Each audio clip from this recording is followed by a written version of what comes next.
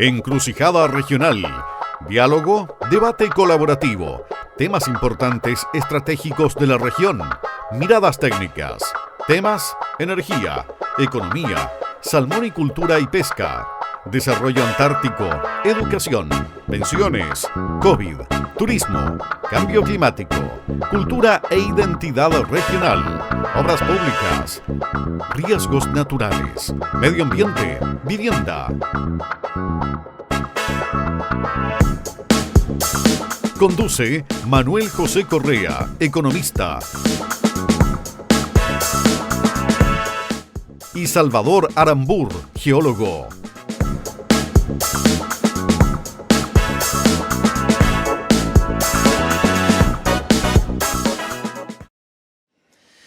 Hola, muy buenos días amigos. Aquí estamos nuevamente en el segundo programa de Encrucijada Regional, transmitido por El Pingüino Multimedia.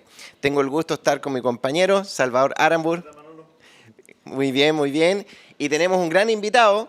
Tenemos al consejero regional Alejandro Riquelme, que nos va a acompañar hoy día y vamos a conversar sobre todo enfocado a lo que es la estrategia de desarrollo regional. ¿Qué tal, Alejandro? Muchas gracias por la invitación, Manuel. Espero que podamos tener una larga conversación sobre el instrumento que hoy día se supone nos debe regir hasta el año 2030 y que es el instrumento de planificación más importante que tiene la región. Bueno, todos estamos convencidos que, ¿no es cierto?, y es el sentido de este programa, que queremos poner los temas relevantes de la región y para convocar y hacer un sentido común, que es lo que nos interesa, que es el bienestar de la población. Y la estrategia de desarrollo regional se supone que es una hoja de ruta, ¿no es cierto?, para alinear los recursos y los esfuerzos, tanto del sector público y privado, a ese bien común. Pero esta estrategia de desarrollo regional se aprobó en mayo recientemente y tú votaste en contra. Para iniciar esa conversación sería bueno saber por qué. Y quizás si nos cuentas un poco cómo nace esto, de dónde sale.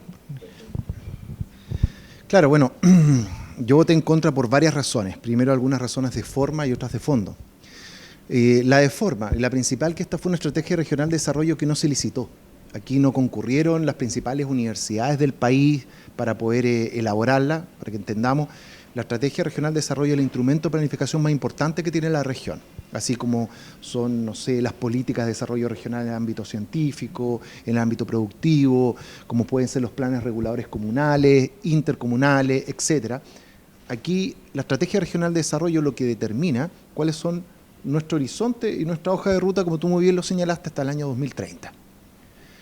Habiendo expresado eso, ¿y por qué es tan importante para la comunidad? Porque ahí quedan plasmados cuáles van a ser las prioridades no del gobierno actual, sino de los futuros gobiernos regionales, ¿ya?, y de los gobiernos en materia de desarrollo en la región de Magallanes y Antártica chilena. Entonces, si algo no está ahí, por ejemplo, no puede obtener financiamiento. O sea, no sé, si en Porvenir toman la determinación que van a tener una dársena, por dar un ejemplo bien tonto, y la dársena no está programada, no está señalada ahí como una prioridad, lo más probable es que no tenga una resolución que apruebe esa iniciativa, porque no está señalada en la Estrategia Regional de Desarrollo.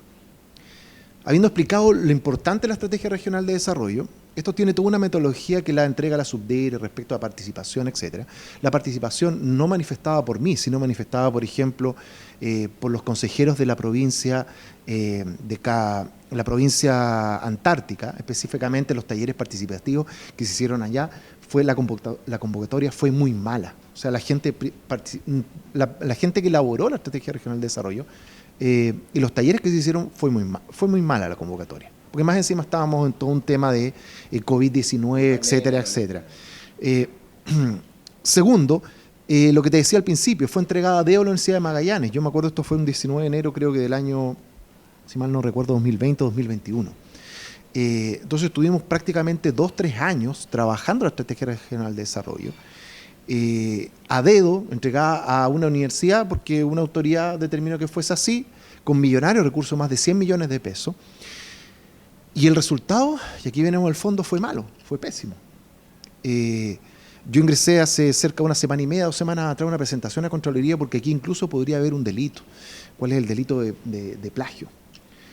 Hay cerca de 20 párrafos que tienen citas textuales de otros libros o tienen parafraseos, que en definitiva es cambiar algunas palabras para que parezca un párrafo diferente y no es así. Entonces, cuando tú ves el nivel de la Universidad de Magallanes tan paupérrimo de los profesionales que trabajaban en la redacción. Había como información rescatada desde Wikipedia. No, es así. Ya. No, es así, profesor en línea. Ya. A ese nivel. O sea, realmente es paupérrima la redacción. ¿Por qué? Porque aquí tenemos una estrategia que es muy pequeña. ¿Y están hechas las citas por lo menos o no? No, por eso te señalo, Salvador, que aquí puede existir el delito de plagio. Porque si tú tomas de un libro algo en forma textual, tú lo pones en un nuevo documento y cobras por ese documento, porque aquí se cobró, acá la Universidad de Magallanes no lo hizo gratis, cobró varias decenas de millones de pesos. Entonces, aquí lo que puede haber es un delito de plagio, un delito, una infracción a la ley de propiedad intelectual, de los autores que son dueños de justamente de esos trabajos. Y eso fue lo que sucedió en la Estrategia Regional de Desarrollo. O sea, la forma en la cual se hizo es completamente viciada. Prácticamente el 60% de la Estrategia Regional de Desarrollo es una introducción. La señalamos como esto lo hizo un organismo público, el mandante es un organismo público, el gobierno regional fue el que puso las plata, del cual yo soy parte hoy día, esto se tomó la decisión, como te dije, hace 2 o 3 años atrás, y es además un organismo público, una universidad, el que trabaja y desarrolla este producto. Corresponde que la Contraloría investigue si estos antecedentes son ciertos y si existe el posible delito o infracción a la ley de propiedad intelectual, ellos están obligados de remitir los antecedentes a los tribunales de justicia. Ahora vamos al fondo. Habiendo dicho todas esas irregularidades que contiene un instrumento que es pésimo y estaba... Mira, cuando se aprobó esto, que yo me voy a enseñar este voté en contra, estaba el rector. Ahí yo le dije en su cara, esto es una pésima estrategia regional de desarrollo. Los profesionales que participaron, entre esos, por ejemplo, el actual Seremi de Hacienda en su redacción, tienen que ser responsables y al menos día deberían salir y desmentir, y sabes que esto no tiene copy-paste. Y no lo han hecho. ¿Y cuál fue la opinión? O sea, yo me imagino que todos los consejeros regionales la leyeron. Ya, me imagino, o sea, sería como lo mínimo, ¿no? Porque ellos son ustedes los llamados a aprobarla. Yo no tengo duda que tú la leíste. Pero... porque fue un voto, ¿qué tan amplio fue el apoyo y la aprobación de esto? Antes de eso, Manolo, Alejandro, ¿quién es la contraparte de esto? Porque claro, el diagnóstico que tú tienes, ¿no es cierto?, es desde tu rol de consejero, pero de la entidad que contrata el gobierno regional, ¿quién era la contraparte? Que supongo que habrá tenido que pasar por algunas instancias de revisión, ¿no es cierto?, de preentrega o lo que fuere. ¿Quién actuaba ahí? Ahí estaba una división del gobierno regional liderada por Inia Caravante, ¿ya? Y esto yo se lo hice ver a Inia. De hecho, sí, cuando nosotros recién recibimos el primer borrador, yo empiezo a revisarla y te voy a dar, no sé, reviso, ponte tú, habla en la introducción, empieza a hablar del largo del estrecho Magallanes, que son tantas millas náuticas, lo cual equivale a tantos kilómetros. Yo empiezo a sacar la conversión y los números estaban equivocados. Dije, oye, Inia, ¿ustedes revisaron esto? Sí, esto está revisado, señor consejero, llevamos 1 año y medio trabajando en esto. Porque aquí hay errores que son básicos. O sea, cuando los números que tú estás planteando en la introducción de una estrategia están malos, yo dije, no, acá esta cosa hay que revisarla en detalle. Porque nuevamente, esto tiene mucha incidencia respecto a las inversiones que va a hacer la región. Y tenemos problemas. Por ejemplo, el DFL15, te doy un ejemplo. Sí. El DFL15 se decide... Aquí, por favor. Mira, nos traen una tablita que se llama Mar y Tierra. Estamos en el restaurante Yecus, de aquí de Cayo Higgins. Y esta es una tabla exquisita, muy recomendable. Y agradecemos, ¿no es cierto?, también al restaurante Yecus que nos acoge y es parte también del programa. Y a su dueño Jaime Yelens, que también estuvo en un programa conmigo varios años ahí en Radio Polar. Como te decía, yo lo leí bien en detalle y ahí me di cuenta que ya esta cosa venía muy mala. Una descripción, prácticamente una introducción, el 60-70% de la Estrategia Regional de Desarrollo es una introducción. O sea, no se hacen como tú bien lo sabes, Manuel, tú has hecho paper de estudio. La introducción siempre es una página. Mira, esto es lo que vamos a hacer y cómo lo vamos a hacer. Lo que importa es el desarrollo de los datos, cómo tú mastiques el trabajo y a las conclusiones que llegues, cómo llegaste a esa conclusión, y especialmente la estrategia regional de desarrollo, una cosa que se llama la matriz de marco lógico. ¿Qué es esto? Es que tú al final te pones objetivos, describes esos objetivos y le pones una forma de medición y quién lo va a medir. Por ejemplo, yo quiero que esta región sea líder en la tecnología de hidrocarburos, por ejemplo. Ya, bueno, ¿quién va a ser el responsable de eso? No, va a ser la Seremía de Ciencias, ponte tú. Ya, ¿a qué horizonte? ¿A cuántos años? ¿Qué es lo que vamos a medir para saber si lo logramos o no lo logramos? ¿Quién es el responsable? ¿Quién lo va a medir? ¿Y quién va a ejecutar esa estrategia? Y eso tú no lo ves en la Estrategia Regional de Desarrollo y dejas muchas actividades productivas fuera. Y esos son los problemas de fondo. Entonces yo rechacé por los problemas de forma que te estoy señalando y los problemas de fondo. Y hoy día hay instrumentos tan importantes como, por ejemplo, el subsidio de FL15, al cual acceden muchas pymes, que es un subsidio que entrega Corfo, que, por ejemplo, si tú haces una inversión en computadores, en maquinaria, tú tienes un taller y tú compras, no sé, 10 millones de pesos en una máquina, y a ti te devuelven cerca del 20% de esa inversión efectiva que hiciste de acá dentro de la región. Si la Estrategia Regional de Desarrollo, esa actividad productiva no está señalada explícitamente, no se puede priorizar en el DFL15. Y dejamos muchas actividades productivas fuera. Y esto ha sido una constante del actual gobernador de Magallanes. Ustedes deben recordar, por ejemplo, que en la conformación de la CORMAC, él explícitamente, ¿ya? Por una definición ideológica y política, dejó fuera a toda la industria de la salmonicultura en Magallanes. Y hoy día la industria de salmonicultura es importantísima. Yo podría estar a favor o en contra, pero no puede estar fuera de la CORMAC a la industria que hoy día es responsable del casi el 50% de las exportaciones de Magallanes. Es como si hubiésemos dejado fuera la ganadería, hubiésemos dejado fuera los hidrocarburos, o no quisiéramos la industria del hidrógeno verde en Magallanes. Podríamos estar a favor o en contra nuevamente, pero tú en los instrumentos de planificación, en las instituciones regionales, no puedes vetar actividades productivas. Y eso es lo que está haciendo el gobernador. Y lamentablemente esta Estrategia Regional de Desarrollo que se aprobó y que lamentablemente va a estar vigente hasta el 2030, si es que no ocurre una cosa en contrario, tiene un fuerte contenido ideológico. Se preocupa de materias que no tienen nada que ver con el desarrollo productivo de una región, como por ejemplo son las políticas de género, que son cosas ideológicas que están contempladas en otro tipo de instrumentos, en otro tipo de política La política nacional. de desarrollo regional señala claramente como 3 enfoques transversales como para realizar este trabajo, y uno de ellos es el enfoque de género. Y de ahí menciona todo eso lo que tú estás... El enfoque de género, el cambio climático, lo comentábamos, ¿no?, un poco antes fuera de cámara. De una lectura, tuve la oportunidad de leer el documento, no analizarlo en detalle, digamos, pero leerlo, y la primera impresión que te da es aquí hay una suerte de demonización de la actividad productiva, digamos, como si el ser humano fuese una alimaña que se enfrenta a la naturaleza.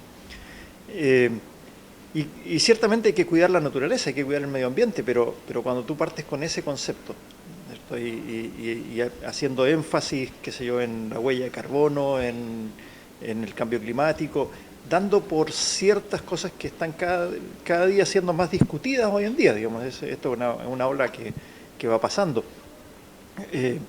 Es complicado amarrar una política de desarrollo a eso, porque dejas, como bien dice Alejandro, actividades que pueden ser muy relevantes, las dejas fuera.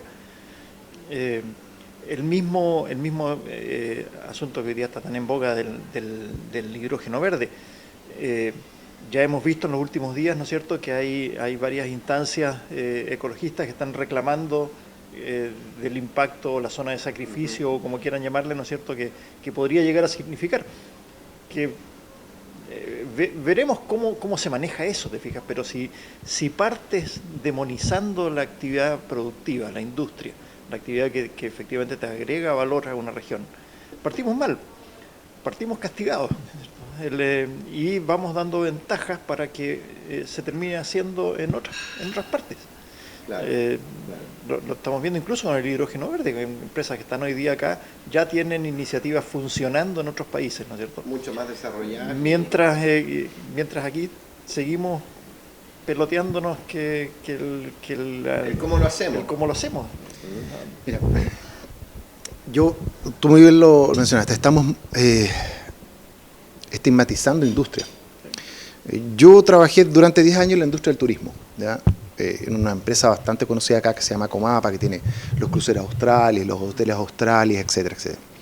La industria del turismo, según un estudio de la Universidad de Queensland, es la industria hoy día más contaminante del mundo. Mira, hoy día el transporte, el turismo, los destinos de larga distancia son responsables de más del 10% de las emisiones de contaminantes en el mundo. Cuando tú traes un tipo que vive en Seattle, Estados Unidos, viene viajando para acá 22 horas para llegar a la Patagonia en un avión, después lo subes en una van que no es eléctrica para llevarlo a Torres del Paine, y estás en un hotel de Torres del Paine que funciona, entre otras cosas, con un generador a petróleo, créeme que esa actividad de verde no tiene nada. Pero extrañamente a esa actividad nadie la ataca, porque la hemos vendido como una industria verde, cuando no es así. Toda la actividad humana contamina. Así que lo que nosotros estamos tratando o propendiendo es que contaminemos lo menos posible. Por eso hoy día tenemos estas pajitas de cartón, tenemos envases de vidrio, no es, aparte aquí creo que de la servilleta no tenemos nada desechable. Entonces nosotros tenemos que propender a contaminar lo menos posible. Pero no existe ninguna actividad humana, ni siquiera la señora que está en este momento en la casa, que ir al baño a tirar la cadena, eso no significa que no haya contaminado. Contamina. Lo que nosotros tenemos que propender es a tratar de minimizar la contaminación, pero no existe ninguna industria, sea hidrógeno verde, sea la industria de hidrocarburos, turismo, transporte, lo que sea que vayamos a desarrollar acá, ganadería intensiva, que no contamine. Lo que pasa es que aquí hay una tremenda hipocresía, porque muchas veces estas industrias verdes son verdes para lo que vemos, ¿no es cierto? Pasa con los vehículos eléctricos, digamos. Claro, el auto eléctrico no contamina como vehículo en sí, o contamina muy poco, pero el proceso de fabricación de ese vehículo, el proceso de fabricación de las baterías, o por ejemplo, el uso de cobre, ¿no? el proceso de carga, ¿cierto? Cómo generas la energía para cargarlo. Te llega, el otro día leí un artículo a propósito justamente de los vehículos, que un vehículo eléctrico hoy día, un auto, ¿no es cierto?, empieza a dejar una huella de carbono menor que un vehículo de combustión interna, solo si lo usas por más de 60.000 kilómetros. Recién ahí le empieza a ganar. Entonces, claro, verde sí, verde porque hipócritamente podemos decir, mira, yo no estoy contaminando con mi auto eléctrico, pero si haces el balance completo, de verde tiene poco. Lo cual, ojo, no significa que no se deba tratar de transitar ese camino, ¿no es cierto?, y buscar las eficiencias y todo lo demás.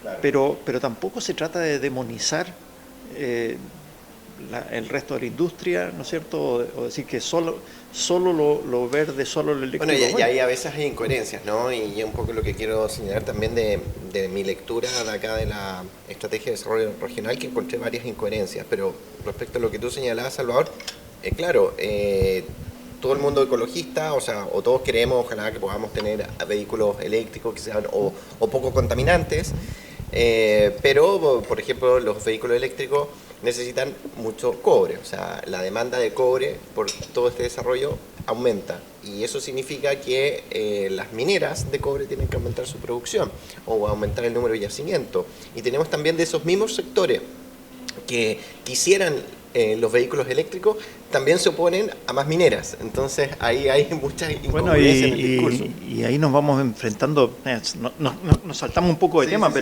Pero ojo con lo que comentas. Acabamos de ver la semana pasada, ¿no es cierto?, una caída brutal proyectada de la inversión en minería en Chile. Entonces, ¿cómo conversa esa caída de inversión, ¿no es cierto?, que está asociada más que a un problema de oportunidades de inversión, en el término, ¿no es cierto?, de que existan lugares donde ir a desarrollar la minería. Está asociado a un problema de incertidumbre como país, sí, porque son inversiones a largo plazo.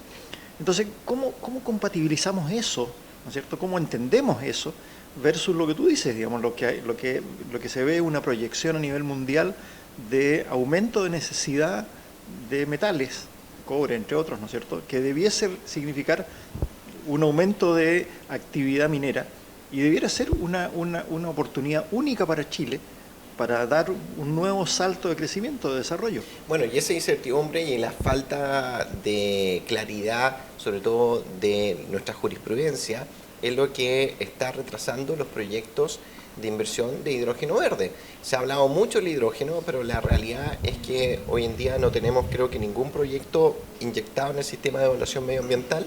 Fue el año pasado que se retiró, ¿no es cierto?, el de GIF, pero se ha hablado mucho de la llegada de Total, de EDF, de Austria Energy, de la otra empresa que es una inglesa que para instalarse, ¿no es cierto?, en Tierra del Fuego. Tienen la intención, pero la verdad es que no hay unos avances concretos y no hay una conversación profunda respecto de cómo podemos generar esta plataforma de desarrollo en la región para la industria de hidrógeno verde, que no es solamente producir hidrógeno, tiene que ver con infraestructura de puertos, infraestructura eléctrica, campos eólicos, etcétera. Y ahí estamos trabados. Por esa incertidumbre, las empresas del capital se va yendo a Estados Unidos, se va yendo a Uruguay, se va yendo a otras regiones del mundo donde las cosas son más fáciles para avanzar. Esto es un buen chileno. Nosotros no somos la única región que puede producir hidrógeno de fuentes renovables. Y la verdad es que aquí los proyectos de hidrógeno son bien pocos. Principalmente aquí lo que vamos a producir es amoníaco, ¿ya? Pero con fuentes renovables, lo cual permite cumplir con justamente las metas que se ha autoimpuesto la Unión Europea. O sea, nosotros asumimos los pasivos medioambientales de estas tremendas infraestructuras que se van a instalar acá, pero ¿para qué? Para que la Unión Europea pueda cumplir sus metas de producción o consumo, por ejemplo, de amoníaco, con generación de energía renovable. Y volviendo al tema, esos temas no están puestos en la Estrategia Regional de Desarrollo. Entonces, y estos proyectos, como tú bien dices, compiten con otras áreas. Compiten con Australia, compiten con Argentina, compiten con el Mar Báltico, con un montón de otros lugares donde que estas grandes empresas tienen que tomar una decisión en el mediano plazo, decir, oye, ¿sabes qué? ¿Cuál es el país que a mí me está recibiendo de la mejor manera? Entonces ya, aquí yo voy a hacer mi planta, aquí van a llegar mis buques y de aquí voy a sacar el amoníaco que voy a exportar a la Unión Europea. Y nosotros estamos en una situación de desventaja, primero por la incertidumbre que tú muy bien señalas en materia legal. Ya se presentó el primer proyecto el año pasado, lo presentaron y tuvo tantas observaciones acá a nivel regional que lo tuvieron que retirar. Entonces esa fue una pésima bienvenida que se hizo en la industria. Presenté este proyecto, no, todo malo. Entonces estaba obligado la empresa a retirar el proyecto si no iba a ser rechazado la evaluación medioambiental. Eso es uno. O sea, las empresas, si no les dan las facilidades para instalarse acá, ni siquiera las facilidades, porque facilidad no es el nombre, sino si no se le da certeza jurídica. Certidumbre. Sí. Claro, la inversión, uno de los factores de decisión para que venga estos capitales, o sea, gente que tiene lucas y diga, quiero hacer una planta acá, quiero hacer un terminal y quiero producir amoníaco de fuentes renovables, es que le den certidumbre, no que un día le digan que sí, al otro día no, al otro día no sé, al otro día espérate 2 años. El tipo va a decir, digamos, ¿sabes qué? Prefiero irme a Argentina, ¿ya? Puede ser un país con niveles mucho más de corrupción, puede tener muchos más problemas económicos, más incertidumbre económica, pero al menos allá me dijeron sí, que me podía instalar en tal lugar, que podía poner terminar en tal lugar y que no me preocupara por los temas medioambientales, que aquí existe un papel donde si usted cumple estos 10 puntos, usted puede materializar su inversión. Eso no está en la Estrategia Regional de Desarrollo que aprobó el señor Flies y que elaboró la Universidad de Magallanes y el Consejo Regional. Y es lamentable, porque esto podría transformar a la región en materia productiva, así como lo transformó la ganadería en su momento, como lo transformó la industria de hidrocarburos en su momento y como posteriormente lo transformó la industria de la salmonicultura. Si hoy día nosotros tenemos las tasas de desempleo más bajas nacional, ¿por qué? Porque hay industrias que acá siguen trabajando, están generando empleo y eso genera externalidades positivas en todos niveles, en alojamiento, en supermercado, en el comercio, etcétera, etcétera. Pero cuando tú debes recordar, Manuel, cuando justamente el gobernador Flies cerró a través de su voto, inhabilitó, prácticamente determinó el cierre de la mina invierno, se perdieron cerca de 1.000 y tantos trabajos directos, 3.000 indirectos, las ventas de supermercados se fueron a pique. Tuvimos los 12 meses posteriores, después que se cerró la mina No, invierno, eso hasta tuvimos el día de números hoy rojos. pesa. Yo lo Eso he dicho- impacta en el bolsillo de Yo los lo he dicho, magallánicos. son 15 millones de dólares menos que se gastan en la comuna de Punta Arenas. El punto es que estas plantas, ¿no es cierto?, que ojalá se instalen, porque la verdad es que son proyectos gigantescos y que de hecho es un desafío el hacerlo bien, te fijas, que se instalen realmente para que le den un mayor bienestar a la región. Pero ponte en el escenario, están funcionando, produciendo, no sé, amoníaco, hidrógeno, lo que fuere, y te toca, como hemos tenido este invierno, por ejemplo, varias semanas ya, prácticamente sin viento. Genial, digamos, los amigos que hacen aeromodelismo están fascinados, ¿no es cierto? Pero si tú tienes una planta que depende de eso para generar lo que estás produciendo, no te puedes dar el lujo de tenerla detenida y esperar, ¿no es cierto?, echado atrás fumando a que sople de nuevo. No, y aparte, detenerla no es inmediato y echarla a andar tampoco. Además, con todas las complicaciones Y el sin costo duda. de almacenamiento por batería es altísimo, no está resuelto. Claro. ¿Ya? Y por lo tanto tienen que utilizar Entonces, otros recursos. ¿qué usamos como fuente alternativa? Gas, pero gas no queda mucho. ¿Te fijas? Y la producción de gas está comprometida. Entonces, ¿te imaginas tú decir, no, sabe señora Juanita, esta semana usted no va a cocinar con gas porque necesitamos el gas para suplir el abastecimiento que está faltando al otro lado? No es muy presentable. Y ahí de nuevo el carbón sigue siendo la única fuente realmente confiable, abundante y barata. Ahora, claro, está demonizado, y demonizado a nivel mundial, pero por los buenismos verdes, porque al mismo tiempo que Europa está pasando apuros serios, ¿no es cierto?, por el alto costo de la energía, porque se ha amarrado a fuentes renovables, ¿es cierto? Los chinos, los indios están construyendo centrales de carbón como nunca. Oye, de hecho sí. Mañana creo que suben el 10% del costo de la electricidad en Francia. 10%. Y claro, si los gustitos hay que pagarlos. Entonces, ahí viene una pregunta que es básica y que desgraciadamente no está en la estrategia de desarrollo. O más bien está escondida, ¿no es cierto?, con una negación. Y ahí es, bueno, ¿qué tanto estamos dispuestos a nosotros como región? Y eso hay que preguntarle a los magallánicos. A ser los conejillos de India de alguna manera, ¿no es cierto? Ser aquellos que estamos pagando los platos rotos porque a alguien en el primer mundo se le ocurrió que estaba dispuesto a pagar más por su energía. Porque es una decisión, digamos, y es legítima, ¿no es cierto? Los franceses, los alemanes, los ingleses pueden decir, ok, mira, no importa, voy a pagar 10 veces más por el costo de la energía, pero voy a generar verde, ¿no es cierto? Voy a generar sin emisiones y todo lo que quiera. ¿Por qué? Por último, tienen derecho a hacerlo y tienen los recursos para hacerlo. Pero nosotros no, ¿cierto? Nosotros tenemos urgencias todavía que no están resueltas. Entonces, tenemos derecho a sacrificar la satisfacción de esas urgencias por el simple hecho, ¿no es cierto?, de tener una huella de carbono más chica. Y eso sin entrar, ¿no es cierto?, a discutir si la huella de carbono tiene sentido o no, digamos, pero ese tipo de discusiones son las discusiones fundamentales que tenemos que tener en la región. Bueno, esta estrategia de desarrollo regional lo que plantea que es básicamente lo que Jorge, el gobernador, siempre ha estado promoviendo, que es que la región sea como refugio climático. Se señala acá esa frase textual. Y eso apunta, y uno podrá estar de acuerdo o no, pero en definitiva, acá esta estrategia de desarrollo regional, que nosotros participamos, yo participé y me convocó a una reunión el gobernador, me acuerdo, en la Universidad de Magallanes, creo que tú, Salvador, también participaste en nuestra instancia, y lo que sí me pareció bien, me pareció adecuado esa invitación, pero también en este diálogos o estas mesas redondas era todo dirigido, las preguntas eran dirigidas, o sea, para obtener un resultado concreto.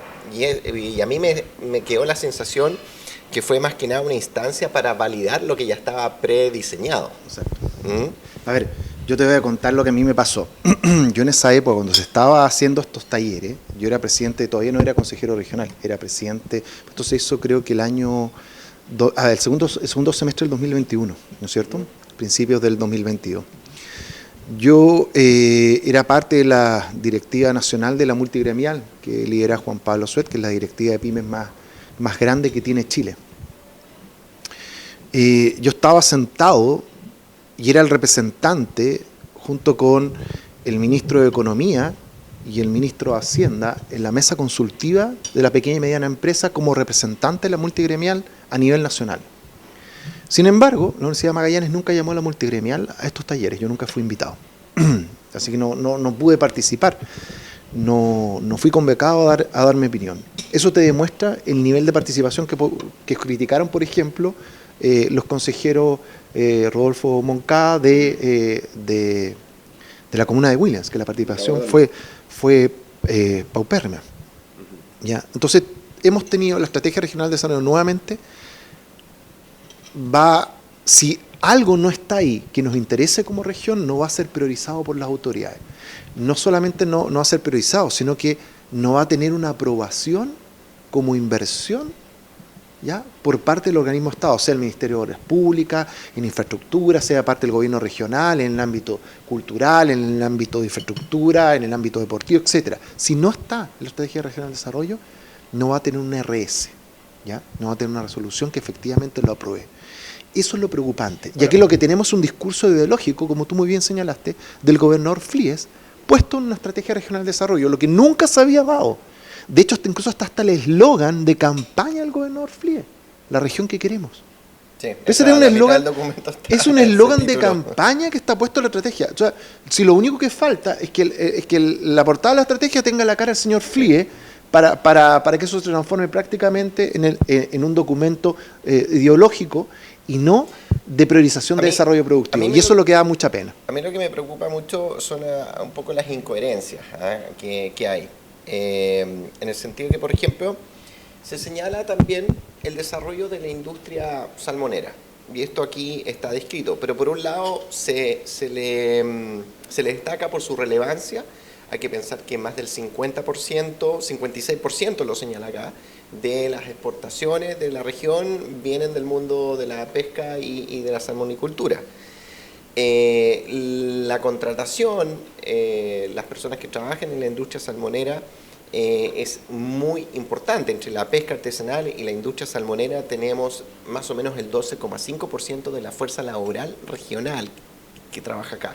Y obviamente con ingresos que son normalmente sobre la media del resto de la región.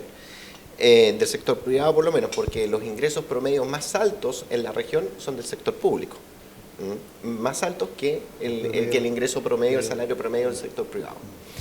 Entonces, y ahí hay ciertas incoherencias porque por un lado, y se coloca indicadores, los indicadores como los KPI, ¿no es cierto?, de esta estrategia regional. Eso se llama matriz de marco lógico, claro. que en definitiva tú pones objetivos, indicadores, cómo vas a cumplir esas metas, quiénes son los responsables, cómo lo vas a medir, etc. Bueno, esa parte final que tú acabas de decir, cómo lo vas a medir exactamente, o mejor dicho, quiénes son los responsables, los encargados de medir esto, eso es muy vago, no está señalado claramente, pero sí está señalado como un objetivo que se concadenan con los objetivos de desarrollo sustentable, es decir, esta estrategia de desarrollo está totalmente alineada con la Agenda 2030 y nosotros sabemos, por lo menos en mi opinión, que la Agenda 2030 de Naciones Unidas es una agenda progresista ideológicamente de izquierda y tiene varios bemoles porque ahí donde está, cuando hablamos que tiene un enfoque de género, la Agenda 2030 tiene todo el tema de la igualdad sustantiva, el enfoque de género, la educación sexual, metido todo ahí entre medio, una ensalada más o menos.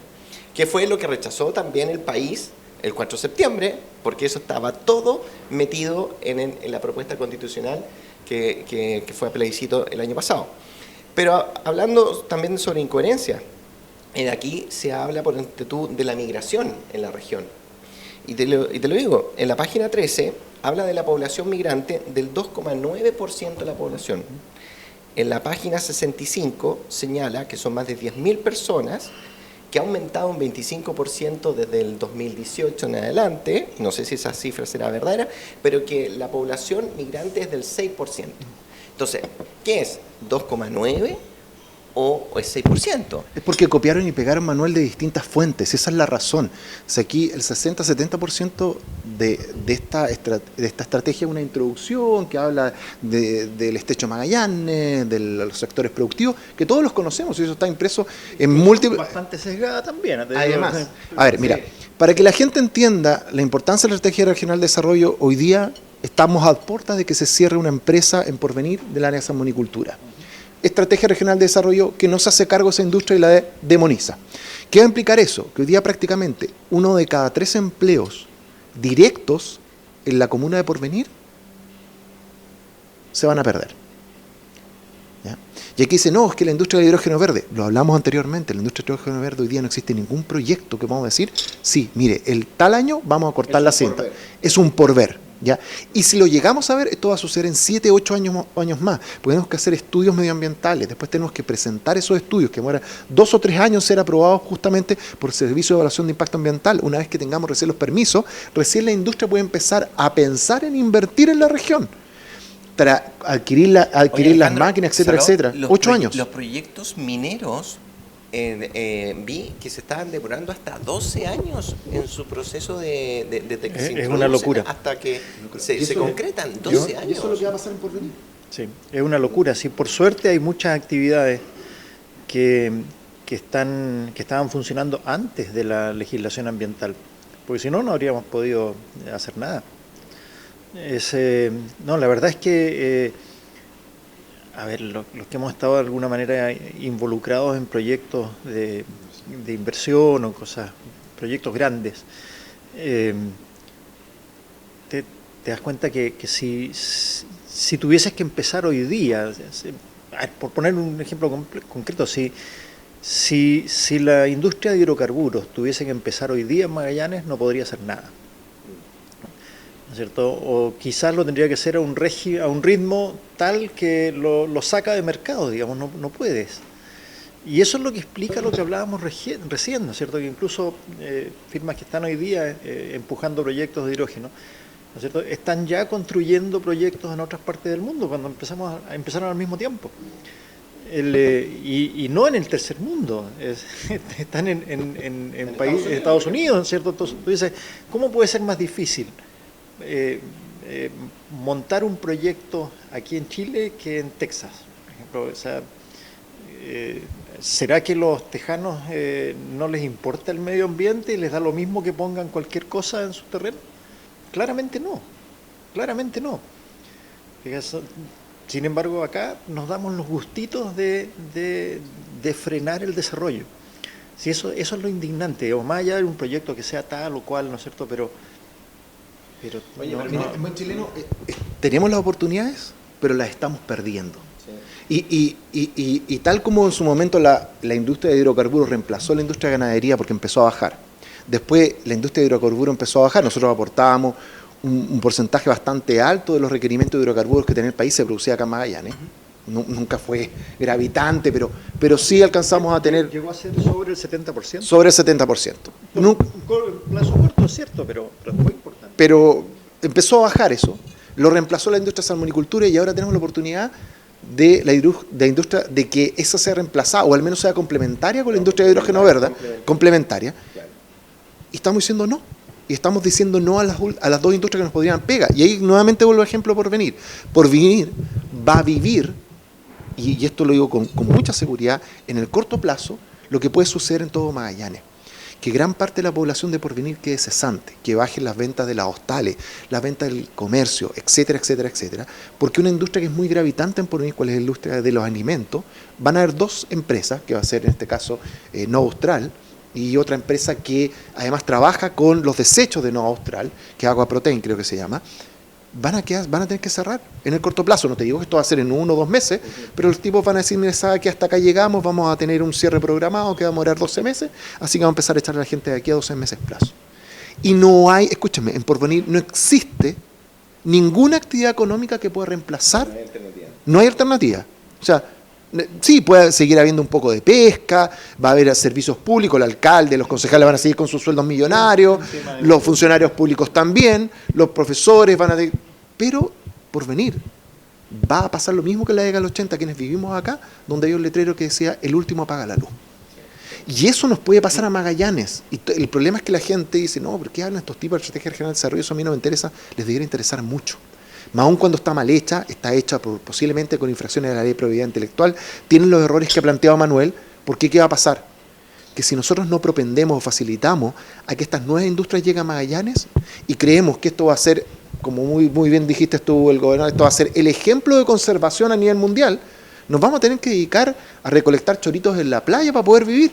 Porque todo esto va a ser un parque nacional, va a ser un parque nacional intocable. Ni ratones vamos a tener para saber si tiene marea roja. Tampoco te van a dejar, porque como son áreas reservadas. Son áreas reservadas, pueblos originarios, con temas de costumbres ancestrales. Sobre ese punto, este debilitamiento de nuestro tejido productivo y que finalmente el debilitamiento del tejido productivo implica un detrimento de nuestro nivel de bienestar social. Quiere decir que la gente se empobrece, en definitiva. Y hay algunas cosas para que no se me escape. Yo estaba señalando, ¿no es cierto?, lo de la acuicultura. Entonces, aquí señala como indicador de objetivo que tienen que aumentar las granjas, digamos, las concesiones acuícolas. Lo dice el indicador, ¿ya? Pero el discurso oficial y el que hemos visto es que desde el 2016 que no se aprueba ninguna nueva concesión y todo lo contrario, lo que trata es de que las concesiones que estaban otorgadas se retiren de las nuevas áreas de protección de reservas nacionales que se han ido implementando en la región, que hoy abarcan más del 60% de nuestro territorio. Y también hay otros indicadores que me parecen muy dignos de mencionar, por ejemplo, la educación, que es fundamental, porque si nosotros queremos mejorar el bienestar de nuestra gente, tenemos que mejorar nuestros niveles de educación, porque esas son las herramientas que se entregan a nuestros niños, a nuestros jóvenes, para que se puedan insertar en la vida laboral y puedan, en definitiva, mantener a su familia. Y uno ve que hay en las matrículas también la educación municipal, ¿ya? Vemos que está en paro, vemos los resultados del CIMSE que van totalmente a la baja. Justamente tenemos un gobierno que llegó al gobierno, por lo menos sus líderes, ¿no es cierto?, a acordarse de Gabriel, como las manifestaciones a partir del 2011 por la educación, y resulta que vemos que llegan al poder y la educación va hacia abajo y las matrículas del sector público cayeron. Datos que saqué de esta misma estrategia de desarrollo regional, cayeron 2,6%. Pero la educación privada es la que aumenta. O sea, los padres te están dando señales de que el sector público algo no está haciendo bien, porque en la educación privada los padres están matriculando a sus niños y aumentó un 16%. La educación superior, los matriculados en la educación superior, sea en el Centro de Técnicos de Formación Profesional o en la Universidad de Magallanes, también cayó notablemente un 15%. Sin embargo, se siguen contratando más profesores y más aptitudados políticos en la ciudad de Magallanes. Baja la matrícula. Eso que tú señalas, yo lo estuve en la cuenta pública del... Permiso, Salvador. Yo estuve en la cuenta pública del alcalde. Y el alcalde mostró claramente cómo había bajado la matrícula a nivel comunal. ¿Ya? Y eso se debe principalmente a los paros, y a la mala calidad de la educación que tenemos en el sector público. Hoy día, mire, yo vi estadísticas hace cerca de 2 años atrás. Hoy día, como país, estamos gastando cerca de 3.700.000 pesos por alumno universitario y un poco más de 3 millones por alumnos de jardín infantil o alumno básico y medio. 3 millones de pesos. Yo con 3 millones de pesos, a mí me pasan un voucher y yo puedo matricular a mi hijo en el Colegio Cruz del Sur, uno de los mejores colegios a nivel nacional que está rankeado top 100.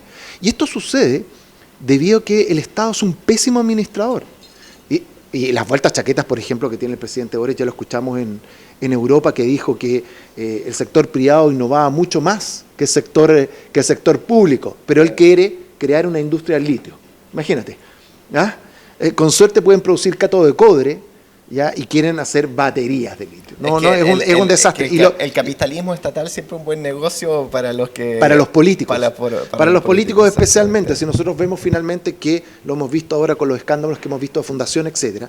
Cuando tú tienes colegios públicos, y debemos recordar que está anunciado para el 29 de este mes, un nuevo paro. O sea, regresamos de vacaciones de invierno y empieza un nuevo paro de los profesores. Paro que ya se extendió por cerca de 1 mes y medio acá debido a los retrasos del pago de las remuneraciones en la comuna de Punta Arenas.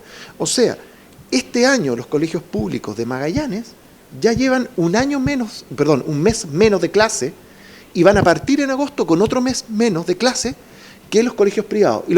Y estos colegios públicos han tenido mucha peor formación durante la pandemia. Sí, ahí yo lo mencionaba con Salva el programa anterior, ¿no? Que hablamos eso y yo dije, bueno, los padres y apoderados no quisieron recuperar clases y ahí yo lamenté, y lo dije, que un mayor liderazgo de Claudio Raunich al decirle a los padres y enfrentarse a los padres. Y eso es el costo que tiene que asumir un líder. Decirle, padre, ustedes se equivocan, los niños necesitan y requieren recuperar las clases. Pero Claudio se remitió simplemente a decir, ¿sabe qué? Mire, bueno, yo respeto su opinión. No, aquí necesitamos también liderazgos más claros. Sí, es cierto, pero fíjate lo que a mí me hace mucho ruido es lo que comentabas recién. Porque no hay nada más libre que la educación que un padre elige para sus hijos cuando puede elegir, ¿no es cierto? Cuando puede elegir, digamos. Entonces, el simple hecho de que un porcentaje relevante de padres estén dispuestos a poner lucas, poner dinero, ¿no es cierto?, de su bolsillo para darle una mejor educación a sus hijos, ¿cierto?, dice muchísimo, porque es un sacrificio que están haciendo.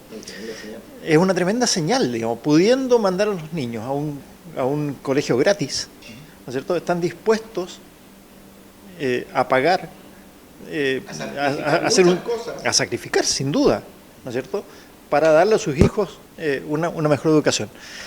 Eso, más allá de lo que uno puede decir, no, eso es amor por los hijos y todo lo que tú quieras, que es cierto, ¿no es cierto?, pero eso lo que refleja es una crisis brutal, porque la diferencia entre los países desarrollados y los no es justamente eso, es cuando tú tienes la oportunidad de ir a un colegio público y sabes que vas a tener una educación de calidad, en que si tú quieres puedes mandar a los hijos a un colegio privado, pero ¿por qué? Porque buscas un nivel de estatus, que sea lo que fuera, está muy bien, pero el hecho de tener la confianza que el sistema público le va a dar educación a tus hijos, es lo mismo, pasa lo mismo con el transporte público. ¿Te fijas? Es países donde la gente que pudiendo pagar un transporte privado prefiere el transporte público, ¿no es cierto?, te refleja cómo estamos como país. Y aquí, desgraciadamente, este es un símbolo más de que nos falta muchísimo, que hay una crisis ahí brutal, no puede ser. Porque además lo que dice Alejandro es, si el Estado además está pagando una cantidad enorme de recursos para mantener un sistema malo, ¿en qué mundo estamos? Y que el Estado no entelequia, o sea, ¿quiénes están pagando en realidad? Somos todos nosotros. No, por supuesto, si el Estado somos no tiene todos plata, los digamos. que Sí. pagamos y recursos que se están mal Y además nos están pidiendo más. Sí. O sea, Mira, yo quiero, porque lo traía anotado, la verdad que al leer todo esto hay una parte que señala de la pobreza de nuestra región, que a mí siempre me importa, yo soy un economista de desarrollo económico y superación de la pobreza, esa es mi especialidad, de hecho. Entonces, aquí señala algunos datos sobre la pobreza comparando desde el 2015 al 2017. Y resulta que yo estuve en un debate en algún momento con Jorge y él decía, en mi periodo como intendente la región creció. Y yo le dije, sí, pero hagámosle doble clic. Creció porque los precios de los commodities internacionales fueron altos y obviamente que el P por Q te dio mejor, ¿ya? Pero fue por precio y no porque aumentara ni el volumen, ni la capacidad productiva, ni que hubiera realmente nuevas inversiones y mayor contratación de la mano de obra. O sea, simplemente fue una mejor rentabilidad por un mismo producto. Y ahí esto me confirma lo que yo estaba diciendo esa vez en ese debate que tuve con Jorge, que en la página, digamos, 62 señala que la pobreza aumentó durante el periodo que él fue intendente. Y está aquí, página 62, para los que no me crean, página 62 lo señala, cómo aumentó la pobreza. Entonces, y a mí me preocupa porque estoy viendo que nuestra pobreza, desde el enfoque, digamos, multidimensional, está aumentando en nuestra región. Está aumentando nuestra pobreza en la región. Y eso, no veo que esto se haga realmente bien cargo. Bueno, eso es la consecuencia justamente de lo que hablamos antes, cuando nosotros le damos la espalda. A ver, la única forma que un país crezca no es a través del crecimiento del Estado. Volviendo al tema de educación, tú dijiste, hemos invertido un montón de plata. La última reforma tributaria que hubo fue la reforma Bachelet, que recaudó cerca de 6.000 millones de dólares y la mitad de esa plata se fue a pitutos, a contrataciones. Por eso tenemos una educación, una pésima educación, porque al fin y al cabo los políticos, partiendo por el colegio de profesores, que es un brazo armado del Partido Comunista, hoy día no deja que nuestros niños tengan clases. ¿Ya? Esa es la realidad. Entonces, para que entienda la gente, un país crece en la medida que hay inversión, que hay emprendimiento, que hay dinamismo, hay crecimiento económico. La plata no cae del cielo. Y tener más Estado significa, lamentablemente, que nosotros tenemos que pagar más impuestos. Y cuando un país no está creciendo, como es ahora, va a implicar, lamentablemente, en que haya más desempleo, más pobreza, haya un impacto dentro de la economía en general y las familias. Y por eso vuelvo al ejemplo también de Porvenir. Eso es lo que va a vivir Porvenir. Lamentablemente, en los próximos años, sí, como todos los vaticinos dicen, una de las principales actividades productivas de la comuna va a ser cerrada. ¿Cuál es la planta de Nuevo Austral y los centros que tiene justamente ubicados en la provincia de Tierra del Fuego? Y esa es una realidad. Yo tengo también una pregunta para ustedes dos, para también movernos también a otros temas dentro de la estrategia de desarrollo regional. Mira, en la página 129 se mete o señala acá sobre el tema de materia ambiental, ¿no es cierto? Como objetivo es mejorar la gestión de residuos en la región. Ya, con Salvador muchas veces hemos conversado sobre el tratamiento de la basura, los residuos industriales, etcétera. Y obviamente la estrategia plantea un diagnóstico que es lo que existe y también ese escenario deseado. Y ese escenario deseado dice, la región se contará, digamos, con un sistema de gestión de residuos integral, implementado en red de cada uno de los municipios de la región, etcétera. Yo le pregunto a usted, ya, aquí hay como un sueño, está bien, es legítimo señalar un sueño, pero ¿qué estamos haciendo y qué está haciendo el gobierno regional? Tú, Salvador, que también tienes conocimiento de estas cosas, ¿qué estamos haciendo como región para realmente cumplir tal vez los objetivos que te está señalando en este documento? La verdad no sé, pero me da la impresión que muy poco, más allá de discursos de buena crianza, porque en la práctica, por mucho que hay un proyecto de nuevo vertedero al lado de donde del que tenemos hoy día aquí en Punta Arenas, ¿no es cierto?, y mejoras en los de Porvenir y Puerto Natales, seguimos con temas que son que no tienen solución, y es el tema de los desechos que no son recibidos por los vertederos. Neumáticos, baterías, químicos, desechos orgánicos. Hoy día no hay una solución para eso. Aceites, ¿no es cierto?, terminan siendo llevados a una disposición final al norte, pero eso lo hacen quienes pueden pagar, ¿no es cierto? En general las grandes empresas que pueden pagar, ¿no es cierto?, conseguir el certificado de disposición final, ¿no es cierto?, y confiar en que efectivamente quien se lo da lleva esas cosas a un vertedero que sea capaz de recibirlo en el norte. Pero la enorme mayoría de los magallánicos no lo puede hacer, ¿no es cierto? Entonces terminas amontonando neumáticos viejos en el patio, o que los tiran por el camino, o pasándoselos a alguien, ¿no es cierto? Y de nuevo, con otra hipocresía más, pero no quiero saber qué pasa con ellos, pero te encuentras con, ¿no es cierto?, con refrigeradores, colchones, neumáticos, baterías, en todo el perímetro de la ciudad. Hoy día lo que estamos haciendo es que estamos creando más y más y más parques nacionales, y la verdad es que ninguna comuna de la región hoy día tiene una planta de tratamiento o un vertedero como corresponde, ninguna. Hay un proyecto solamente en Porvenir. Y algunas las tenemos con incendios constantes, como es la de Natales, ¿ya? Y mal diseñadas, mal ejecutadas, etcétera. Entonces, por un lado, nuevamente es lo que tú planteabas, esa inconsecuencia. Queremos tener una región que sea ejemplo, dándole la espalda a la industria del hidrógeno verde, dándole la espalda a la industria de la salmonicultura, pero nosotros ni siquiera somos capaces de manejar bien nuestros residuos, ¿ya? Entonces ahí existe una inconsecuencia pero completa. Ahora el gobierno regional lo que está haciendo es eso, está haciendo los diseños justamente, entregó plata para poder apagar el incendio que tenía el vertedero de Natales, a través de un plan de emergencia. Creo que la Subdere también obtuvieron recursos.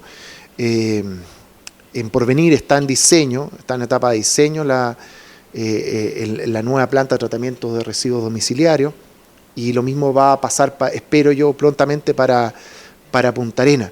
Pero no existe una política regional sobre este tema que dé cuenta de esa bonita frase que pone la Estrategia Regional de Desarrollo. Nuevamente te digo, son frases de buena crianza, pero eso implica lucas. Entonces la pregunta ¿qué es? ¿Vamos a dejar de hacer un hospital? ¿Vamos a dejar de hacer un consultorio? ¿Vamos a dejar de operar gente que está en la lista de espera para cumplir con esas cosas?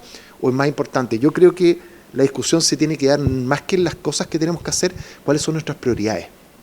Una reciente noticia de este mes decía que en Chile, solamente en estos meses que han transcurrido, ya se han muerto 10.000 personas en lista de espera.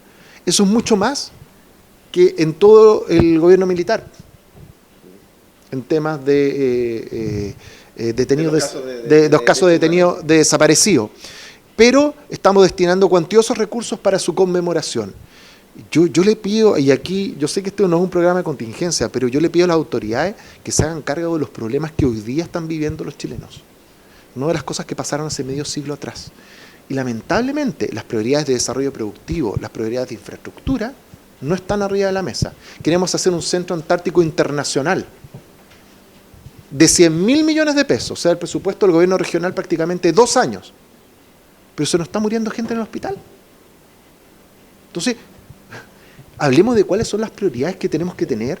No puede ser que hoy día se nos esté muriendo gente en el hospital porque no tiene atenciones médicas, porque no están los médicos, porque no está la infraestructura, etcétera, no están los medicamentos, no están los especialistas, pero no queramos darnos el lujo de inaugurar otro parque nacional. Y metamos lucas para otro parque nacional. Eso es lo que yo digo desde el poco conocimiento que tengo sobre temas de políticas públicas. Alejandro, para ir cerrando, porque ya tenemos que ir despidiendo el programa, así en breve simplemente, ¿qué queda por delante? ¿Qué es lo que se viene de trabajo en el Consejo Regional? Que sea de interés, ¿no es cierto?, para... Bueno, en estos momentos yo estoy terminando, creo que ya está vencido el plazo para la entrega de las rendiciones de más de 4.000 millones de pesos que le entregaron a fundaciones acá en Magallanes. Lamentablemente el gobernador en forma sistemática hace más de un año se ha negado a la entrega de estas rendiciones, pues yo no estoy pidiendo, yo ya sé cuál es la plata que se entregó y a quiénes se entregaron. Lo que nosotros estamos solicitando para ejercer nuestra labor de fiscalización, ¿en qué se gastó y a qué precio? O sea, finalmente las fundaciones que recibieron 525 millones o 300 millones para repartir leña, ¿a quién le compraron la leña? ¿A qué precio?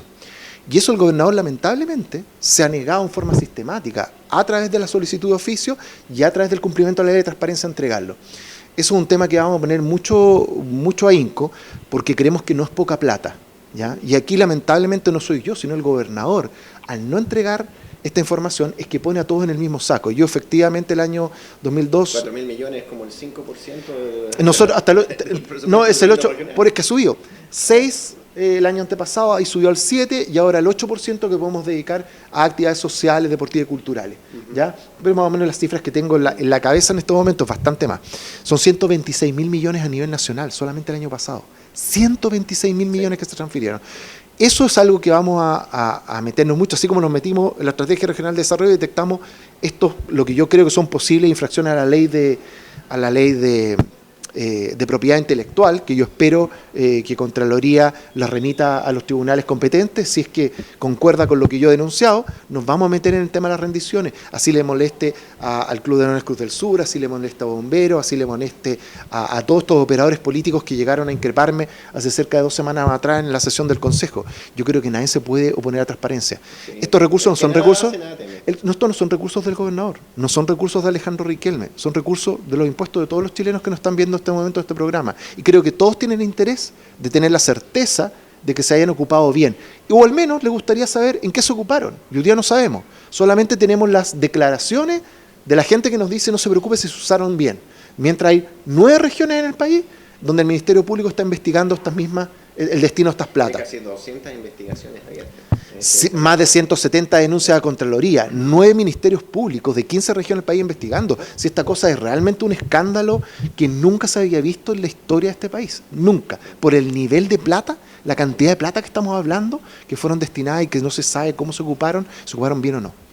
Bueno, yo creo que ahí hay una oportunidad para las autoridades, digamos, bueno, si efectivamente se gastaron bien, mostrar que se hicieron bien los gastos, que no hay nada que ocultar y limpiar la cara, digamos, es lo que yo creo que es lo que pedimos todos, digamos, cuando alguien dice por ahí con mi plata no, bueno, justamente si uno tiene la cara hasta mediodía nomás, pues sí. Entonces ahí lo que pedimos al gobernador es que cumpla la ley de transparencia. Si esta no es una cosa que yo quiera que me entregue esto es una obligación que tiene por ley y no lo ha hecho. Y esto es impresentable. Yo voy a pedir todas las sanciones que la ley contempla para el gobernador por no haber cumplido con la ley de transparencia, tanto activa como pasiva en los requerimientos de información que yo tengo. Y de ahí viene la segunda derivada, o el doble clic, como decías tú. Bueno, ¿y en qué se gastaron estas platas? Yo voy a transparentar toda esa información, la voy a poner a disposición de todo el mundo, porque esto no puede, la transparencia nunca sobra. Yo creo que son unas pocas cosas que no debieran sobrar. Tienes todo mi apoyo, por lo menos, creo que el apoyo también de todos nosotros. Salvador, ¿qué nos ha llegamos recomendado al hoy final. día? Mira, aquí hay un libro muy interesante, que no es nuevo, ya tiene varios años en el circuito, pero es ¿Por qué fracasan los países? Escrito por los economistas Daron Acemoglu y James Robinson. Son economistas muy destacados de Harvard y del MIT allá en Boston. Es un libro realmente que lo puede leer cualquier persona. No es un de lectura, digamos, tan fácil, en el sentido que es un libro extenso, pero relata múltiples casos históricos a lo largo del desarrollo social y económico de la humanidad, desde por qué cayó el Imperio Romano, por qué la ciudad, digamos, comercial como Venecia tuvo un desarrollo esplendoroso y después cae, los casos de desarrollo o de fracaso de África, Europa, Estados Unidos, y por ahí también se menciona brevemente también Chile. Yo creo que es algo que todos deberían tratar de leer. Uno aprende mucho de este libro, también sobre historia, y sobre todo que es muy atingente a lo que estábamos conversando, porque cuando se hacen las cosas mal, se entrampan las posibilidades de desarrollo y de bienestar de nuestra gente. Y nuestro país en este minuto está en un callejón. No sabemos si es sin salida o no, pero está en una encrucijada. Y nuestra región también se encuentra en una encrucijada regional. Y si usted lo lee, yo creo que va a tener mejores herramientas para comprender todo esto que nosotros también conversamos y discutimos acá. Genial. Vamos a tratar de leerlo entonces. Bueno. Si dice que no va a ser una lata de libro de economista. No se marea tanto el número, pero hay mucha historia, o sea... Uno que es medio bruto, entonces... No, vale la pena, y la verdad que uno aprende mucho, incluso es bueno leerlo y de repente agarrar el plano, el mapa, por eso va a entender de geografía actual, de lo que pasa políticamente hoy, pero también esto analiza desde hace 2000 años atrás. Le vamos a dar una oportunidad. Sí, vale la pena. Bueno, Alejandro, muchas gracias por acompañarnos. Gracias a los que nos tienen la paciencia de ver por el programa. Y nos veremos la próxima semana. La próxima semana, a esta misma hora, en este mismo canal, en la multimedia del Pingüino. Y también acuérdese que el programa se repite durante la semana. Y pronto estaremos subiendo estos programas.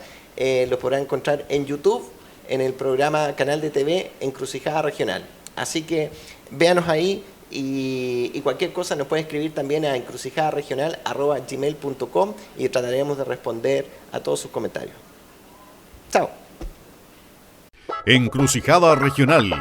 Diálogo, debate colaborativo, temas importantes estratégicos de la región, miradas técnicas, temas, energía, economía, salmonicultura y pesca, desarrollo antártico, educación, pensiones, COVID, turismo, cambio climático, cultura e identidad regional, obras públicas, riesgos naturales, medio ambiente, vivienda. Conduce Manuel José Correa, economista. Y Salvador Arambur, geólogo.